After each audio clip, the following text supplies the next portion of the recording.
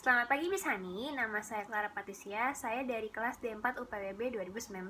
Pada hari ini saya ingin mempresentasikan tentang e-commerce dan e-business.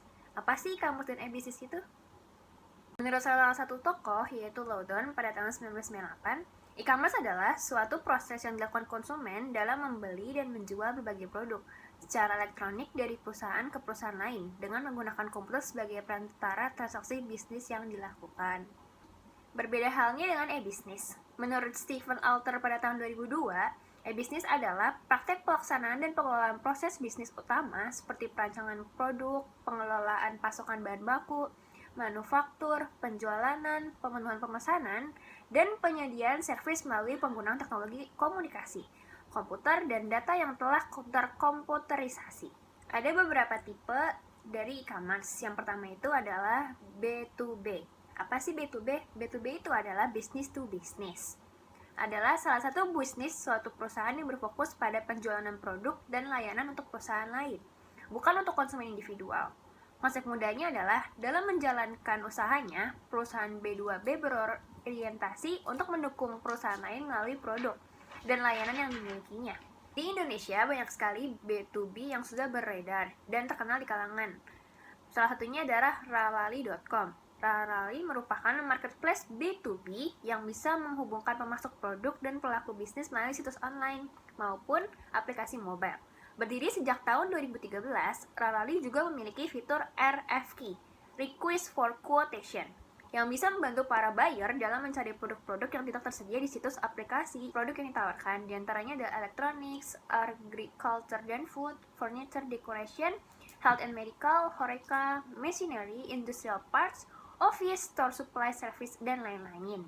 Nah, ada contoh-contoh lain dari tipe-tipe e-commerce, yaitu yang kedua itu adalah B2C. B2C adalah business to customer. B2C adalah bentuk jual beli produk atau jasa yang melibatkan perusahaan penjual dan konsumen. Akhir yang dilakukan secara elektronis, atau lebih tepatnya, B2C adalah suatu aktivitas e-bisnis dalam pelayanan secara langsung kepada konsumen melalui barang atau jasa yang dapat diistilahkan dengan transaksi pasar. Nah, untuk contoh dari B2C itu sendiri adalah Agoda. Pasti pada tahu kan aplikasi Agoda itu apa?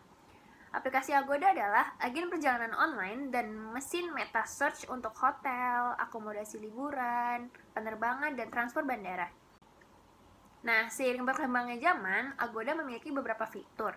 Terakhir perkembangannya adalah fitur yang bernama Mix and Chef, yang ditujukan bagi para pelancong dengan budget teratas. Fitur ini memungkinkan pelanggan menghemat hingga 50% dalam beberapa skenario transaksi dengan memesan kombinasi termurah dari kamar-kamar yang tersedia.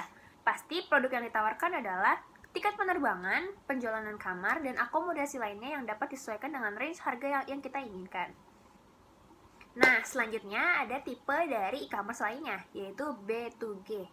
Ya benar, business to government. B2G merupakan turunan dari B2B dalam ilmu pemasaran dan dikenal sebagai pemasaran sektor publik yang mencakup pemasaran produk-produk dan jasa untuk instansi pemerintah melalui teknik komunikasi. Pemasaran terpadu seperti branding, markom, iklan, dan komunikasi berbasis web. Jadi semuanya serba digital. Nah, untuk yang tinggal di Jakarta pasti bakal tahu banget nih aplikasi yang satu ini. Namanya adalah Clue, yang berasal dari PT Clue Performa Indonesia. PT perusahaan Clue Performa Indonesia mengembangkan ekosistem Smart City di Indonesia. Nah, di dalam aplikasi Clue ini terdapat fitur yang menarik. Yang menarik itu adalah bernama Clue Vision. Clue Vision adalah produk kecerdasan buatan yang terintegrasi ke sistem CCTV untuk mengenali objek secara otomatis, mampu meningkatkan keamanan dan keselamatan hingga 40%. Clue Vision memiliki kemampuan untuk identifikasi wajah, perhitungan orang, identifikasi nomor kendaraan, penghitungan dan klasifikasi kendaraan, dan pendeteksi gangguan serta pendeteksi parkir ilegal. Produk yang ditawarkan adalah membantu instalasi pemerintah dan swasta dalam menerima laporan dan masalah. Nah, ada contoh lainnya nih, yaitu C2C, yang merupakan adalah customer to customers. Dilakukan antara konsumen dengan konsumen, yaitu perorangan yang menjual barang atau jasanya melalui situs marketplace atau situs jual beli secara online. Nah, pasti kalian udah nggak asing lagi kan tentang aplikasi ini? Aplikasi ini adalah aplikasi bernama Elevania.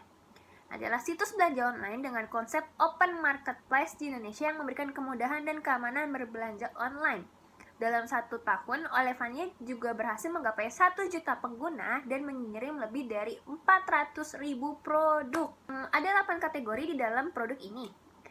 Ada fashion, beauty, babies, home garden, gadget, electronic, sport, and service. Nah, seiring berkembangnya zaman semuanya serba digital, jadi e-commerce juga meluncurkan yang namanya mobile e-commerce. Mobile e-commerce adalah bagian dari e-commerce yang terjadi secara eksklusif melalui perangkat bergerak seperti smartphone atau tablet. Nah, pasti kalian sudah familiar banget kan sama aplikasi ini? Iya, betul, namanya olx.co.id. olx.co.id adalah sebuah aplikasi yang dibuat oleh OLX Group, yang merupakan pasar daring global yang berkantor pusat di Amsterdam. Nah, kalian pasti udah tahu kan, OLX itu produk yang ditawarkan apa aja. Tetapi terdapat beberapa kategori. Kategori diantaranya adalah elektronik, barang-barang fashion, furnitur, barang-barang rumah tangga, mobil, dan sepeda. Nah, berbeda dengan mobile e-commerce, di perduniaan bisnis terdapat e-business. Adalah kegiatan bisnis yang dilakukan secara otomatis dengan memanfaatkan teknologi elektronik seperti komputer dan internet. Nah, pasti untuk para wanita tidak asing lagi dengan salah satu aplikasi ini. Ya, benar, namanya adalah Zalora. Zalora adalah toko online fashion dan kecantikan yang menawarkan koleksi pakaian, aksesoris, sepatu, dan produk kecantikan untuk pria dan wanita. Nah, berikut adalah beberapa fitur yang terdapat di Zalora. Di antaranya adalah menyaring harga sesuai keinginan. Jadi, bagi kalian yang ingin mencari produk, kalian dapat mencarinya dengan harga yang paling tertinggi sampai harga yang paling terendah. Di samping itu, kalian dapat menyaring ukuran. Ukuran yang dimasukkan itu adalah ukuran celana, ukuran sepatu, dan ukuran baju, dan atau barang-barang fashion yang lainnya. Selain itu, di fitur ini terdapat navigasi pencarian yang sederhana. Jadi, jika kalian ingin mencari suatu barang, kalian dapat mengetiknya dengan kata kunci.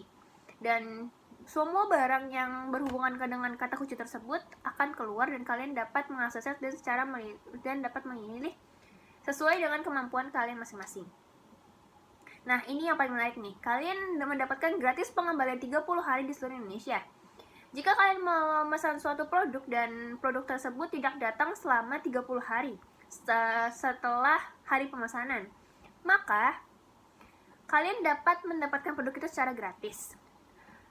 Di samping itu, terdapat fitur yang bernama wishlist. Pasti kalian bingung dong kalau ada 2 produk yang sama sejenis dan bingung mau memilih yang mana.